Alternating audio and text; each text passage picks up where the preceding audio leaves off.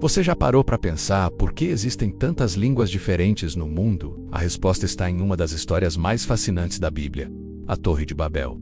Hoje vamos conhecer o momento em que a humanidade, unida por um único idioma, decidiu construir uma torre tão alta que chegaria aos céus. E como Deus respondeu a esse desafio. Depois do grande dilúvio, a terra começou a ser repovoada pelos descendentes de Noé. Naquele tempo, algo extraordinário acontecia. Toda a terra tinha uma mesma língua. Imagine só.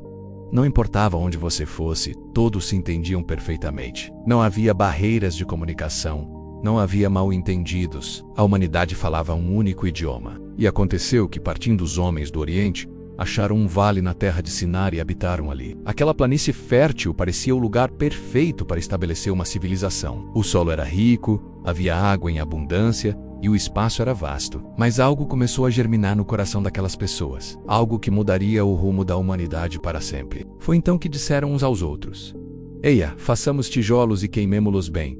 A tecnologia estava avançando. Eles não usariam mais pedras simples, mas tijolos bem queimados. E em vez de barro comum, utilizariam betume como liga. Era uma construção planejada, elaborada, que demonstrava a capacidade humana de inovar. E disseram: Eia, edifiquemos nós uma cidade e uma torre cujo cume toque nos céus, e façamos-nos um nome, para que não sejamos espalhados sobre a face de toda a terra.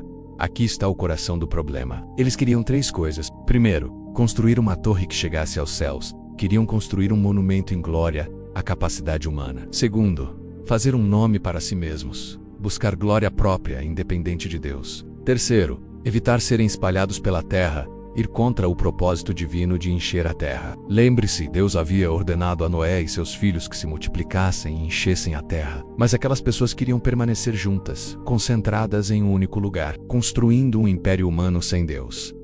Então o Senhor desceu para ver a cidade e a torre que os filhos dos homens edificavam. Essa passagem é profunda. Deus não precisava descer para ver coisa alguma. Ele vê tudo, sempre. Mas a Escritura usa essa linguagem para mostrar que Deus estava prestando atenção especial àquele ato de rebeldia. E o Senhor disse: Eis que o povo é um, e todos têm uma mesma língua.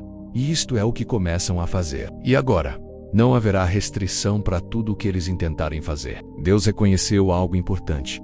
Quando a humanidade está unida em propósito, ela é capaz de realizar grandes feitos. Mas e se esse propósito está errado? E se essa união é contra o plano divino? A questão não era a capacidade humana em si, mas a direção dessa capacidade.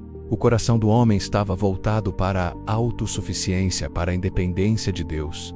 Então o Senhor tomou uma decisão: Eia, desçamos e confundamos ali a sua língua, para que não entendam a língua do outro. Você consegue imaginar a cena? Todos trabalhavam em perfeita harmonia. No instante seguinte, ninguém mais se entendia. O pedreiro pedia uma ferramenta e recebia outra. O arquiteto dava instruções que não eram compreendidas. O caos se instalou. Assim o Senhor os espalhou dali sobre a face de toda a terra. E cessaram de edificar a cidade. A torre ficou inacabada. O grande projeto humano foi interrompido. As pessoas, agora falando línguas diferentes, se separaram em grupos e se espalharam pela terra. Ironicamente, aquilo que eles tanto temiam, serem espalhados, acabou acontecendo. E aconteceu justamente porque tentaram evitá-lo à sua própria maneira. Por isso aquele lugar se chamou Babel, porquanto ali confundiu o Senhor a língua de toda a terra.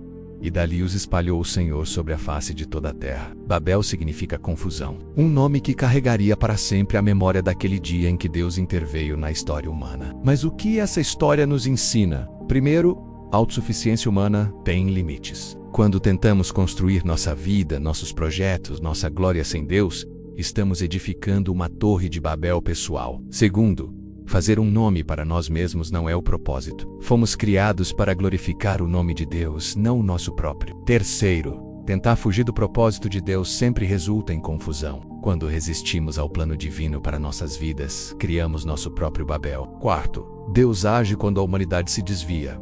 Ele não é indiferente à nossa rebeldia. Ele intervém, muitas vezes de formas que não esperamos, para nos redirecionar ao seu propósito. E aqui está algo maravilhoso. No livro de Atos, no dia de Pentecostes, vemos uma espécie de reversão de Babel. Enquanto em Babel Deus confundiu as línguas e dispersou a humanidade por causa da rebeldia, em Pentecostes o Espírito Santo capacitou os discípulos a falar em várias línguas, para que o evangelho pudesse unir pessoas de todas as nações. Babel foi sobre a divisão causada pelo orgulho humano. Pentecostes foi sobre a unidade restaurada pela graça divina. Então a pergunta que fica é: que torres estamos construindo hoje?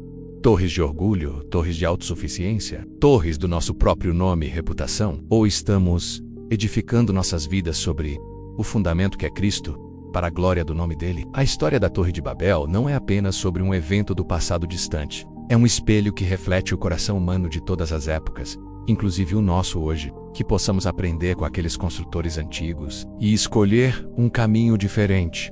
O caminho da humildade, da obediência e da total dependência de Deus. Se este vídeo abençoou sua vida, deixe seu like, se inscreva no canal e compartilhe com alguém que precisa conhecer esta história. Até o próximo vídeo e que Deus te abençoe.